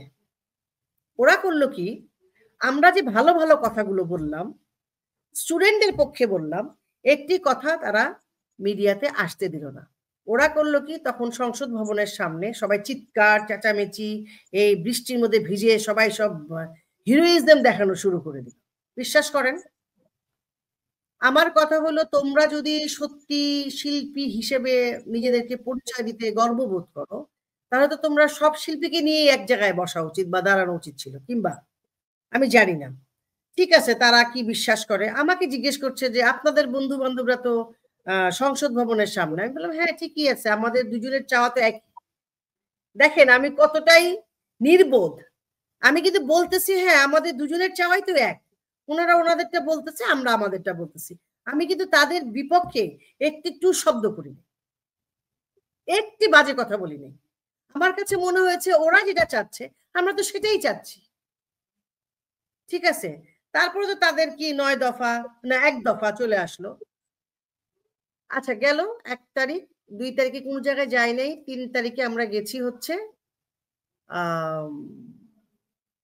ও যেটা আমি শেষ করি, এই ফেসবুকে সরি হোয়াটসঅ্যাপে অনেক মানুষ ছিল যেগুলো নাকি মানে ধরেন আমাদের মতো আমাদের মানসিকতার মানুষ না, অথচ আমরা কিন্তু ভেবেছি ওরা আমাদের মানুষ। এর পেছনের কারণটা হলো এরা তো এই 15-16 বছর আমাদের ঠিক আমাদের মানে কি অনেক বেশি কাজ করেছে, তারা গভর্নমেন্টের পক্ষে কাজ করেছে, নগদে কাজ করেছে, এবং ইলেকশনের সমস্ত কাজগুলো ওরা করেছে। এখন ভাই আমি কি করে বুঝবো যে ওরা আমাদের লোক না, বা আমরা কি করে বুঝবো? এখন আমার কথা হচ্ছে অ্যাডমিনে যারা ছিল তাদের বোঝা উচিত। একজন শিল্পীকে নিয়ে কথা হচ্ছিল, আমাদেরই এক শিল্পী বলছিল যে ওনাকে আপনারা এখানে অ্যাড করেছেন, উনি তো আমাদের মানসিকতার না। ওই মেয়ে আবার খুব, হ্যাঁ আপনি কি আমাকে ওদের দুজনের মধ্যে আবার ঝগড়া লাগছে। তখন আমি না ওইখান থেকে বের হয়ে গেছি। আমি কি এইসব পোলাপাইনদের সঙ্গে থাকলে আরো অশান্তি। আবার আমাকে একজন এটাতে অ্যাড করেছে। আমি ছিলাম। তো আমি লিখেছি যে একজন মানুষ আজকে 17, 18, 19 বছর ধরে বাংলা ভাষাকে বিকৃত করলো। নাটকের আম নাটকের সৌন্দর্য নষ্ট করলো। যেসব মানুষ ঘরে বসে তাদের আমাদের নাটক দেখে, সেখানে বিকৃত ভাষা, তারপরে যৌন সুশ্রুতি দেওয়ার সংলাপ, ফ্ল্যাট খালি আছে, লিটনের ফ্ল্যাট, কন্ডম নিয়ে চলে আসো, ভাবি একা আছে, অমুক সেটা আছে। এই কথাগুলো বলছে আমাদের সরকার। ওনারা নারীদেরকে নিয়ে মানে যাচ্ছে তাই বলা, মানে ওই যে আছে না, সবাই কিছু বললেই ওয়াজে বসেই খালি নারীদের আজে বাজে কথা বলে, এরকম বলে। তো ওইরকম কি আমরা কেউ নাই যে একে ঠেকাইতে পারলো না? কেউ দেখলো না যে একটা ভাষা, আমরা ভাষার জন্য আন্দোলন করলাম, 52 সালের এত মানুষের জীবনের বিনিময়ে ভাষা আন্দোলন পেলাম। একটা মানুষ এগুলো বলছে, তাকে নিয়ে আবার সমস্ত মানুষ নাচানাচি করে। একটি মানুষও কি নাই এটার এদের মানে কোনো ল অ্যান্ড অর্ডার নাই যে মানুষগুলোকে আটকানো। এইটা আমি লিখেছিলাম। গেল। তারপরে আমি যেটা লিখেছি যে সাংবাদিক এক ভাই মারা গেলেন না, তাকে নিয়ে বললাম যে উনি মারা গেছেন, ওনার পরিবারটা কে দেখবে। তারপরে স্টুডেন্টদের যে বাচ্চাগুলোর সাথে আমরা বসি, চলেন, যে জনপ্রিয় তাকে আমরা রিকোয়েস্ট করি বাচ্চাগুলোর পাশে দাঁড়ানোর জন্য। আপনার কাছে মনে হয়েছে এখানে কোনো কথা আমি খারাপ বলেছি? এখানে কথা আমি বেশি বলেছি, আরো কয়েকজন বলেছে, আমি এই কথাগুলোই বলেছি। এবং আমি যেটা করেছি, ধরেন যাদেরকে আমি দেখেছি আওয়ামী লীগের, ধরেন শেখ হাসিনাকে মা ডাকা, শেখ হাসিনাকে আপা ডাকা, শেখ হাসিনার কাছে দাঁড়ায় ছবি তোলা, তাদের দেখতেছি তারা ফেসবুকে একদম বিভিন্ন রকমের স্বৈরাচার, অমুক তমুক, লটকায় পিটানো দরকার, ওই শিল্পী এটা বলছে, এগুলো বলতেছে। তা ওরা তো ফেসবুকেই দিচ্ছে, সেগুলো আমি স্ক্রিনশট নিয়ে আমি কয়েকটা ইনবক্স করেছি, কারণ সবাই তো আসলে সবার বন্ধু না। তো তুমি যদি মানে ফেসবুকে দেওয়া মানে কি, তুমি সবার জন্য তো সেটা দিয়েছো, ইনবক্সে তো তুমি দাও নাই। তো সবাই যখন দিয়েছে সেটা নিয়ে আমি স্ট্যাটাস দিয়েছো, সেটা নিয়ে আমি তাদেরকে স্ক্রিনশট দিয়েছি। এইটা নিয়ে, এটা হচ্ছে পরের বিষয়, এটা হচ্ছে আপনার সেপ্টেম্বরের 3 তারিখে আমাদের এটা হয়েছে। এর মধ্যে পাঁচজনের নাম কাটা। এখানে মনে করেন আমাদের যে ফারুকি সাহেব, তার কিছু ছেলে মেয়েরা আছে, তারাও ছিল আমাদের সাথে, কিন্তু তারা কিন্তু ঘাপটি মেরেছিল, বুঝতে পারছেন? ঘাপটি মেরেছিল কারণ হচ্ছে যে তারা আমাদের এগুলো নিয়ে এরা হয়তো স্ক্রিনশট নিয়ে এগুলো তারা দিয়েছে। এখন তো ফারুকি বলেইছে যে আমি অনেক বছর ধরেই এই বাংলাদেশের বিরুদ্ধে কাজ করেছি, কিন্তু কষ্ট হচ্ছে যে সে তো আওয়ামী লীগের পক্ষেই কাজ করেছে, আবার বলছে এখন আওয়ামী লীগের বিরুদ্ধে কাজ করেছে। এখন আওয়ামী লীগের সমস্যাটা কি, আওয়ামী লীগ কখনো আওয়ামী লীগকে চিনতে পারে নাই, তারা সবসময় আরেকজনকে বলেছে ও আওয়ামী লীগ। আমাদের জন্য কিন্তু আমরা যারা ধরেন মুক্তিযুদ্ধকে বিশ্বাস করেছি বা মুক্তিযুদ্ধকে মনে প্রাণে ধারণ করি, বিশ্বাস করি, আমাদের জন্য আওয়ামী লীগ কিন্তু কখনো প্রথম সিটটা দেয়নি। আমি আপনাকে বুঝাতে পারছি? আমি তাদেরকে, এটা আওয়ামী লীগ বলতে আমি প্রধানমন্ত্রীকে বুঝাচ্ছি না, আওয়ামী লীগের সাথে যারা জড়িত, ধরেন এমপি মন্ত্রী, আওয়ামী লীগ তো আর একা না, ধরেন অনেকগুলো সেকশন কাজ করে, তারা কিন্তু কখনো আমাদেরকে, স্পেশালি আমাকে কখনো, ধরেন এই রেলওয়ে যখন স্টেশন উদ্বোধন হলো, সেখানে কিন্তু আমি কোথাও নেই, আপনি খুঁজে পাবেন না। বা আওয়ামী লীগের এত কিছু অনুষ্ঠান, ধরেন পদ্মা সেতু যখন উদ্বোধন, সেখানে কিন্তু আমি নাই। তার মানে I was anywhere in Awami League party. I am not, nobody in there. So আমি একজন সচেতন নাগরিক হিসেবেই এই কথাগুলো বলেছে, ছাত্রদের পক্ষেই কথাগুলো বলেছে, সেগুলো কিন্তু পাবলিশড হয়নি। তার মানে একটা বিশাল ইলেকট্রনিক মিডিয়া, প্রিন্ট মিডিয়া আমার বিরুদ্ধে কাজ করেছে এবং কাজ করাতে বাধ্য করা হয়েছে ওদেরকে। গরম পানি ফেলার ব্যাপারটা কি ছিল? হ্যাঁ? এটা বক্তব্য ছড়িয়ে পড়েছিল আপনাদের গ্রুপে ছিল গরম পানি ফেলার ব্যাপারটা। ও আচ্ছা, সেটা ছিল 4 তারিখে আমি আর প্রাচী সকালবেলা আমাদেরকে বঙ্গবন্ধু সাংস্কৃতিক জোটের একটা কর্মসূচি ছিল আমাদের হাসান সাহেব, আমাদের যে পররাষ্ট্রমন্ত্রী, উনি অরুণ সরকারের আনা এবং ওনার যে পিএস ছিল, পিএম কি পিএস টিএস আমি জানি না, টিমু ওরা আমাদেরকে বললো আপনারা যদি কর্মসূচি করতে যান শহীদ মিনারে। পরে শহীদ মিনারে আমি ঘুরে আসলাম, শহীদ মিনারে নাই কেউ। পরে বললো প্রেস ক্লাবের সামনে আসে, তো প্রেস ক্লাবের সামনে গেছি। তো প্রেস ক্লাবের ফ্রন্ট লাইনে দেখি যে সবাই মানে আওয়ামী লীগের বিরুদ্ধে চিৎকার চেঁচামেচি। এখন আমি তো প্রাচীকে বললাম তো আমরা দাঁড়াবো কোথায়, কারণ প্রেস ক্লাবে যেদিক দিয়ে আমাদের এখন ঢোকা পেছনের যে মানে ওই যে মুক্তিযোদ্ধা পাশ দিয়ে যে গেটটা, ওইখানে আমরা দাঁড়িয়ে 4-5 জন, আমি রোকেয়া, প্রাচী, গুলজার, এরা কথা বলছিলাম। কথা বলার সঙ্গে সঙ্গে দেখি যে সব লোকজন এদিকেই আসতেছে, কিরকম জানি উত্তেজনা, মানে 4 তারিখে। তো প্রাচী বললো কি দিদি আপনি চলে যান। আমি বলছি তুমি কিভাবে যাবে? আমি যেভাবে হোক যাবো।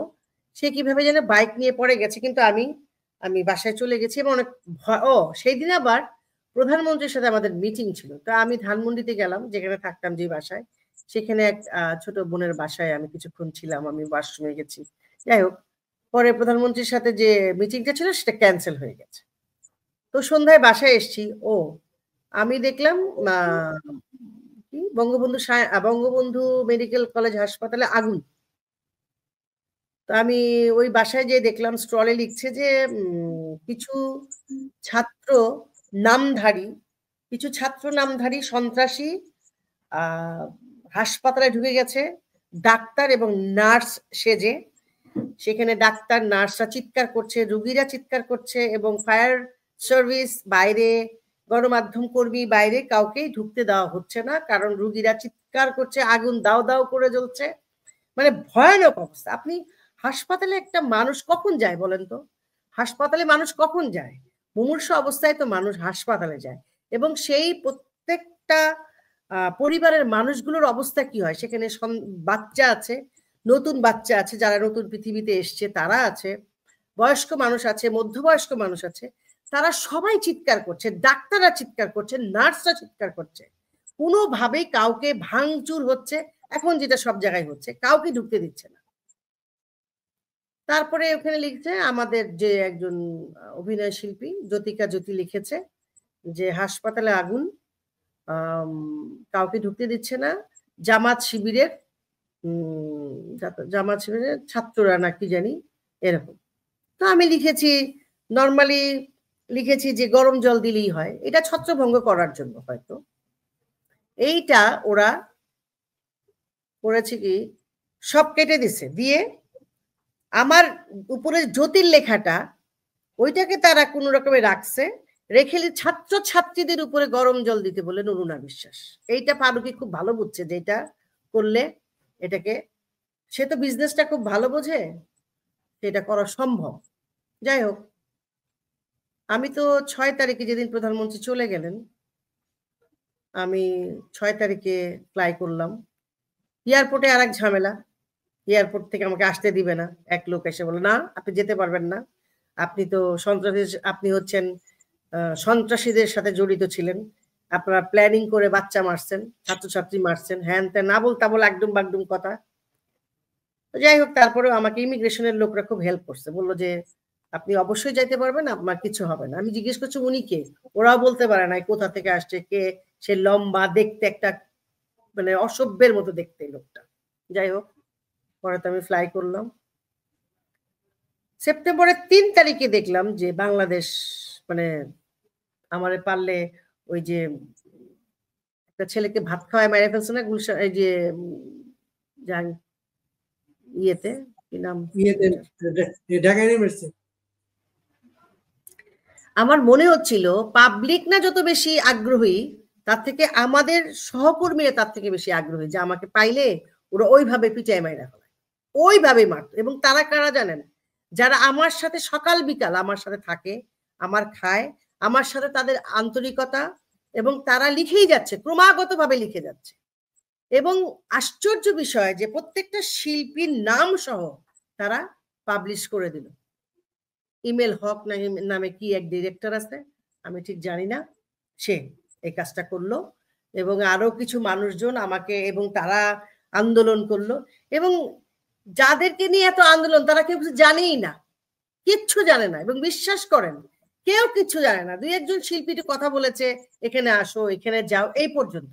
আমাদের কোনো শিল্পী, দেখেন আমি জানি আমার জায়গায় অন্য কেউ থাকলে সবাইকে দোষ দিত, আমি কাউকে দোষ দিতে চাই না, কারণ আমি কোনো অন্যায় করি নাই। এবং আমার দলের মানুষদেরকে, যারা আমার মানে সমমনা, তাদেরকে আমি ছোট করার মধ্যে আমি কোনো গৌরব দেখি না। তারা আমাকে কি ভাবলো, আমাকে নিয়ে কি চিন্তা করলো, আমি আসলে লেস বদার্ড। তাদেরকে নিয়ে আমার কোনো চিন্তা করার কারণ নেই। আমি বলছি, আমি একজন সুস্থ মানসিকতার মানুষ। আমি কোথাও একটি শব্দ খারাপ লিখি নাই, যা লিখেছি সত্য লিখেছি। গরম জল দিবে একটা এখনো তো দিচ্ছে, এখন ঠান্ডার মধ্যে ঠান্ডা জল দিচ্ছে ঢাকা শহরে, দিচ্ছে না ছাত্রছাত্রীদের উপর, শিক্ষকদের উপরে। সেইটা যদি অপরাধ না হয়, গরম জল দিতে বলে, তো অপরাধ কি হয়েছে আমাকে বলো। এবং তারা তো ছাত্র ছিল না রে ভাই, তারা কেউ ছাত্র ছিল না। তো সেইখানে যদি আমি বলেই থাকি, এবং সেটা আরো বেশি করলো আমাদের একজন সাংবাদিক আছে, তানভীর তারেক, উনি, তারপরে কি অপূর্ণ রুবেল, উনি বলে লেখেন টেখেন শুনলাম, উনি। এবং আমি বললাম, ভাই তুমি কোন পক্ষের? আমি জিজ্ঞেস করি, তুমি যে লিখতেছো ভাই তুমি কোন পক্ষের? এটাও আবার খুব হাস্যরসাত্মক ভাবে তিনি লিখলেন। এবং কোনো কাজ নেই এদের, মানে মানুষকে ছোট করার জন্য। মনে করেন অরুণা বিশ্বাসকে ছোট করে ওনারা এত উপকার করলো আমার, যে যারা চিনতো না আমাকে, ধরেন যে জেনারেশন আমাকে চিনতো না, তারাও এখন আমাকে চেনে যে আমি অরুণা বিশ্বাস। আচ্ছা, আপনি একটা কথা বললেন, ফারুকি বিজনেস ভালো বুঝেন। হ্যাঁ, উনি ভালো বোঝে, উনি কি ভালো বোঝে। বলেন তো। দেখেন ওনার একটা ছবি, এই যে কি নাম, শনিবার বিকেল, উনি মরে যাচ্ছিল আওয়ামী লীগের সময়, ছবি কেন সেন্সর দিচ্ছে না, সেন্সর দিচ্ছে না, সেন্সর। এখন তো উনি জায়গা মতো বসে আছেন, উনি সেন্সর, উনি ছবি রিলিজ দিচ্ছে না কেন? ছবিটা রিলিজ দিচ্ছে না কেন? উনি যে কোনো ছবি শুরু করার আগে এমন ভাবে প্রোপাগান্ডা করে, মানে পৃথিবীর বিখ্যাত মনে হয় ছবি বানাইছে স্পিলবার্গ, একটা এরকম একটা ভাব। সে বিজনেস অবশ্যই ভালো বোঝে, আমি মনে করি। He knows how to do the business. তাহলে আওয়ামী লীগের লোকরা কি কেউ বোঝে নাই যে সে কোন মানসিকতার মানুষ? আমাকে বলেন তো, তাকে কেন সব বিজনেস দিতে হবে? নগদের সব কাজ কেন ওদেরকে দিয়ে করাতে হবে? আমাকে বলেন। এবং নগদ কাদের, তো আপনারা ভালো করে জানেন। আমরা কেন সরকারি কোনো কাজ করতে গেলে কাজ করতে পারি নাই? আমরা তো কাজ করতে পারি নাই, আমাদেরকে বলছে হবে না, এটা করতে হবে, সেটা করতে হবে। আমি একটা অনুদানের ছবি পাইছি, মরে যাচ্ছে বাংলাদেশ, মরে যাচ্ছে, কারণ কি? দেশটা আমাদের না? অনেক মানুষ যারা অনুদানের ছবি পেয়েছে, যারা ছবির ছ লিখতে পারবে না, আমি জানি, ডেফিনেটলি বলতে পারি, তারা কিভাবে ছবি পাইল আমাকে বলেন। কথা হচ্ছে তারা বিজনেস বোঝে, আমরা গেলে আমরা কোনো কাজ করতে পারতাম না, কাজ করতে পারি নাই, আমাদের কাজ করতে দেওয়া হয় নাই। আমি তো কোনো তাদের কোনো কমিটির মধ্যে নেই, কোনো জায়গায় নেই, না হচ্ছে আমাকে আল্লাহ বাঁচাইছে আমি মনে করি। কারণ তারা বুঝতে পারছে আসলে এখন নিশ্চয়ই, এখন তো লেট অলরেডি, বুঝে লাভ কি হয়েছে? আমরা বুঝি নাই, আমরা যে কাউকে বুকে তুলে নিছি। বিশ্বাস করেন ভাই, বিএনপি করে, আমরা তো জানি কে বিএনপি করে। ধরেন আমি একটা নামই বলি, উজ্জ্বল সাহেব, উনি তো আমাদের শ্রদ্ধেয় নায়ক। আমরা তো কখনো ওনাকে অশ্রদ্ধা করবার সাহস পাই নাই, করি নাই। ইভেন তো আমাদের প্রধানমন্ত্রী, যতগুলো শিল্পী অসুস্থ হয়েছেন তারা প্রত্যেকেই কিন্তু বিএনপি ঘরানা, প্রত্যেকেই, প্রত্যেকেই, শিল্পী বলেন, পরিচালক বলেন, তারা প্রত্যেকেই বিএনপি ঘরানা, আওয়ামী লীগে বিশ্বাসী কেউ না, কিন্তু উনি তাদেরকে সাহায্য করেছেন। তার মানে বেশ বড় বড় অ্যামাউন্ট কিন্তু সেগুলো অনেক বড় বড় অ্যামাউন্ট দিয়েছেন, অনেক বড় বড় অ্যামাউন্ট দিয়েছেন। এবং তারা কেউ, আপনি কি মনে করেন তারা কেউ তার পক্ষে কথা বলছে? বলছে না তো। কেউ তো বলে ওনার মতো হইতে পারলে ভালো হইতো, প্রত্যেকটা মেয়ের ওনার মতো হওয়া উচিত, উনি আমার মায়ের মতো, উনি আমার বুবু, উনার পাশে দাঁড়ায় ছবি তোলার জন্য কম চেষ্টা করছে প্রত্যেকেই। সেখানে আমরা কোথায় বলেন? সুযোগই তো পাইনি দাঁড়াবার জন্য। আমরা তো কাছেই। শেখ হাসিনার সাথে প্রথম কবে দেখা কথা হয় আপনার? আমার প্রথম দেখা ওনার সাথে 84 সালে আমাদের টাঙ্গাইলে শাহজাহান খান নামে এক পলিটিক্যাল লোক ছিলেন, ওনার মেয়ে, একসাথে আমরা ভারতেশ্বরী হোমসে পড়তাম। 85, হ্যাঁ ওরকমই সময় আমরা গেছি। হাসিনা আপাকে দেখলাম ওনার বাসায়, একদম সাদামাটা, একদম ওনার চুল লম্বা, চুলটা ঢাকা। উনি গান গাইলেন আমাদের সাথে। আমার এক বান্ধবী ছিল সুইটি, খুব ভালো গান গাইতো। আমরা সবাই গান গাইলাম একসাথে। এই প্রথম ওনাকে কাছ থেকে দেখা। সর্বশেষ কবে দেখা? সর্বশেষ ওনাকে দেখা লাস্ট যে আমাদের ন্যাশনাল অ্যাওয়ার্ড হলো না, ওই যে ফেরদৌস বারবার বলতেছিল আমি এমপি হতে চাই, ওই দিন দেখা। মানে দূর থেকে দেখা, কাছে থেকে না। তখন তো আর আমরা কাছের কেউ না। 5 আগস্টে যখন 32 নম্বরে আগুন দেখলেন, 5 আগস্টে যখন গণভবনের লুটপাট দেখলেন, 5 আগস্টে যখন শুনলেন শেখ হাসিনা দেশ থেকে চলে গেছেন, তাকে নিয়ে যাওয়া হয়েছে বাইরে, আপনার কি প্রতিক্রিয়া গুলো ছিল তখন? আমার ভেতরে শরীরে কোনো রক্ত ছিল না, আমি নিজের মধ্যে ছিলাম না। আমি যখন ভাবছিলাম, আমি তখন আসলে আমার মধ্যে এখনো, কিন্তু বিশ্বাস করেন এখনো আমার মাথায় কিছু কাজ করে না। আমি এখনো ঘোরের মধ্যে আছি। কেন? আমি জানি না, আমি আসলে এখনো বুঝি না যে আসলে মানে কি হলো না, আমি এখনো বুঝতেছি না, আসলে বুঝতেছি না, এখনো বুঝতেছি না। মানে বুঝতেছি না বলতে, মানে ঘুম ভাঙলেই মনে করি আসলে কি, মানে ধরেন আমার ব্যাপারটা জানি না কেউ বুঝবে কিনা। আমার মা আছে এখানে, আমার ভাই আছে, আমার সন্তান আছে, আমার পুরো পরিবার এখানে। তারপরে আমার মনে হয় আমার জানি কি নাই। তো আমার মনে হয় আমার দেশটাই তো নাই, আমার পরিচয়টাই তো নাই। প্রতিদিনই ভাবি যে নতুন কিছু হোক, নতুন কিছু হোক।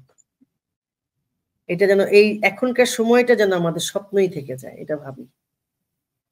এই যে বাংলাদেশের এত শিল্পী, কলাকুশলী যারা মুক্তিযুদ্ধের পক্ষে গান গেয়েছেন, ছবিতে অভিনয় করেছেন, প্লাস হচ্ছে সর্বশেষ বঙ্গবন্ধুর জন্মশতবার্ষিকীতে নানা কিছুতে ছিলেন, নানাভাবে ছিলেন, তারা কোথায়?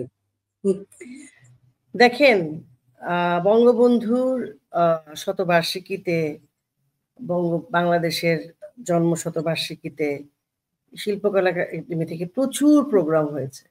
বিশ্বাস করেন বাড়ি ভাই, যাত্রার একটা পার্ট ছিল। বাংলাদেশ এবং যাত্রা এটা কিন্তু অঙ্গাঅঙ্গি ভাবে জড়িত। এখানে কেউ যদি এটাকে অ্যাভয়েড করতে চায়, অথচ আমার মা জ্যোৎস্না বিশ্বাসকে শিল্পকলা একাডেমি থেকে বলে নাই, ইভেন আমাকে পর্যন্ত কখনো বলে নাই। আমি দেখেছি এই যে কি আওয়ামী লীগের 75তম জন্মবার্ষিকীতে রবীন্দ্র সরোবরে এমন সব মেয়েরা বা এমন সব শিল্পীরা কবিতা আবৃত্তি করছে, গান গাচ্ছে, যারা বাংলাদেশ বিশ্বাসই করে না, যারা ধরেন বঙ্গবন্ধুকেই বিশ্বাস করে না, যারা বাংলাদেশের স্লোগানকেই বিশ্বাস করে না। আমি দেখেছি এই যে আমাদের শিল্পীরা অনেকেই শুনেছি এইচ টি ইমামের আত্মীয়, অমুকের আত্মীয়, এর আত্মীয়, তার আত্মীয়, অমুকের বন্ধু, তমুকের বন্ধু। আমরা তাদের যন্ত্রণায় কাছে তো যাওয়া দূরে থাক, আমরা কোনো সময় দাওয়াতই পাইনি, কোনো সময় না। এই ক্ষোভটা, মানে ধরেন আমরা যারা বিশ্বাস করি, আমরা যারা ভালোবাসি, আমরা কেন সবসময় দূরে থাকলাম? এটাই আমি তো কেউই না, মনে করেন আমাদের মতো যারা অনেকেই আছে যারা অনেক কষ্ট করেছে বা কষ্ট করেছে, মানে এই আওয়ামী লীগকে বাঁচিয়ে রাখার জন্য তাদের জীবনের বিনিময়ে অনেক বিনিময়ে দেশ মানে আওয়ামী লীগের পক্ষে কাজ করেছে, তারা কেউ দাঁড়াতে পারে নাই ভাই। আমি এটা, অনেকে বলবে যে এটাকে এখন বলার সময়, এটা বলার সময় না।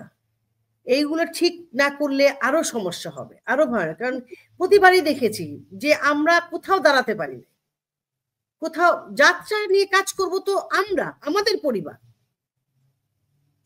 সেখান থেকে আপনি থিয়েটারের লোক ভাড়া করে নিয়ে আসবেন নাকি যাত্রা পরিচালনা করার জন্য? এটা কি হয় কখনো? তাহলে আমরা সারা জীবন কি করলাম? আমাদের এই ত্যাগের বিনিময়ে কি আমরা -0.00 পাবো? আমরা তো সংস্কৃতি কর্মী ভাই, আমরা মাঠের কর্মী, আমরা জানি যাত্রা কি। আপনার মনে হয় না যে একটি মানুষ থাকতে পারে যাত্রা নিয়ে কাজ করতে পারে? এরকম মনেই হয় নাই ওনাদেরকে। ওনার থিয়েটারের লোক ভাড়া করে নিয়ে আসা লাগলো, কারণটা কি? যাত্রার লোকের প্রাপ্য না? যাত্রার মানুষ মুক্তিযুদ্ধের পক্ষে যেভাবে কাজ করেছে, এটা তো আনবিলিভেবল ব্যাপার।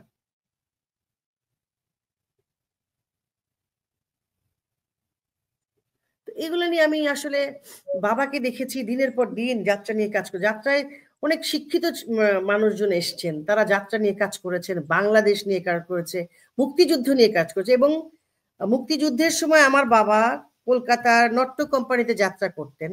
সেখানে একটা যাত্রা হতো গঙ্গা থেকে বুড়িগঙ্গা। ওইটার যে ক্যারেক্টার ছিল সুলতান সুলতান ইলিয়াস শাহ, সেই ক্যারেক্টারটা হচ্ছে বঙ্গবন্ধুর ছায়া ক্যারেক্টার।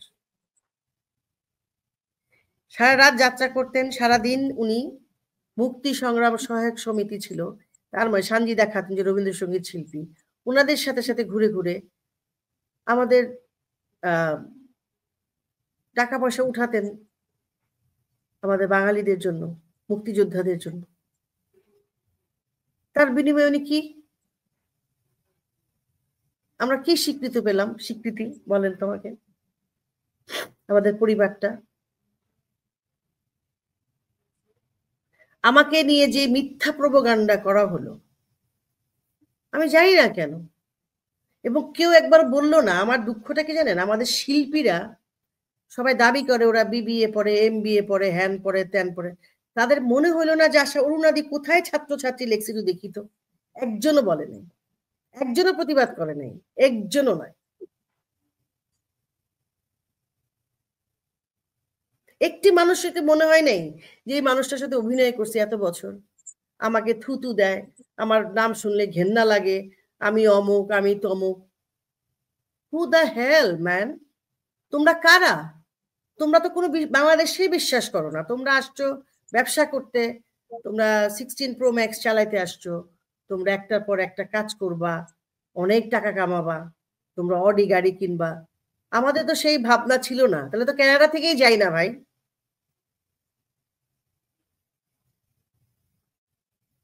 আমি তো 97-এ আসছি। ডু ইউ থিঙ্ক যে আমি যদি 97 থেকে বাংলাদেশ এখানে থাকতাম, আমার যে লেখাপড়া বা আমি এখানে তো পড়াশোনা করছি, তাহলে তো অডি গাড়ি কি আমার জন্য খুব বিশাল ব্যাপার ছিল? আপনার মনে হয়? আমি তো সেটা বিশ্বাস করি না, আমরা কেউ বিশ্বাস করি নাই। তারপরে দেশে গেছি, যাত্রা করেছি, যাত্রার লোকজনের সাথে মিশেছি। আমার মা এখনো ঘুমের মধ্যে খালি মনে হয় যে দেশকে আর দেখবো না, দেশকে আর দেখবো না, কোনোদিন কি দেশে যেতে পারবো না। আমার মা সবসময় কথাটা বলতে থাকে। আমি তো কিছুই বলিনি, আমি কারো বিরুদ্ধে একটি কথাও বলিনি। পজিটিভলি বলেছি, যা বলেছি পজিটিভলি বলেছি। কি মনে হয় সামনের দিনগুলো বাংলাদেশের কি দেখেন আপনি? বাংলাদেশের মানুষের বুঝতে হবে আসলে কি হারিয়েছে। আমার মনে হয় দুটো জিনিস। ধরেন, যদি যদি বলছি আওয়ামী লীগ যদি ভুল করে থাকে, অবশ্যই যদি ভুল করে থাকে, ওনারা যদি মনে করে বা মানুষ, আমার মনে হয় যে ভুলের সমস্যার সমাধান, কিন্তু তার ভুল যদি করে থাকে তার জন্য যেমন সরি বলা উচিত, তেমনি আওয়ামী লীগ অনেক ভালো কাজ করেছে, কোনো সরকার এত ভালো কাজ করে না। তার জন্য কিন্তু ওনারা সম্মানিত পাওয়ার সম্মান। একটা কাজ করতে গেলে তো ভুল হবে, এটা স্বাভাবিক। ধরেন 100% এর মধ্যে ধরেন 95% ভালো কাজ করছে। 5% যদি ভালো কাজ না করে, তার জন্য যদি আম দেশের মানুষ সরি বললে খুশি হয় বা একটু মাথা নত করলে খুশি হয়, দেশের মানুষকে যদি আমরা ভালোবাসি, আমার মনে হয় সেটা করা দরকার, আমি মনে করি। আমার মনে হয় আরকি। কারণ অনেক একমাত্র অনেক শেখ হাসিনাই পারবে দেশটাকে ঠিক করতে। এটা আমার মনে হয় যে উনি যেভাবে নার্ভটা বোঝেন দেশের মানুষের, মানুষকে যেভাবে ভালোবাসেন বা উনার বাবা যেটা করেছেন, উনি সেটা যদি বুঝতে পারেন আমার মনে হয় এটা উনার জন্য খুব কঠিন কাজ কিছু না। অনেক ধন্যবাদ অরুণা বিশ্বাস। আমরা অনেক কথা শুনলাম, অনেক কিছু শেয়ার করলাম। শেষ করব হচ্ছে আপনার মায়ের প্রতি শ্রদ্ধা জানিয়ে। জ্যোৎস্না বিশ্বাস বাংলাদেশের একটা চরিত্র। সেই জ্যোৎস্না বিশ্বাস আজকে ভাবেন দেশে যেতে পারবেন কিনা, কবে হ্যাঁ, যাবেন, হ্যাঁ, এটা আমার সবার আক্ষেপ। এই আক্ষেপটা যাতে না থাকে, উনি কতদিন ভালো থাকুন, সুস্থ থাকুন, উনি যাতে দেশে যেতে পারেন সবাইকে নিয়ে আপনাদের, সেই কামনা থাকলো। জয় বাংলা। জয় বাংলা।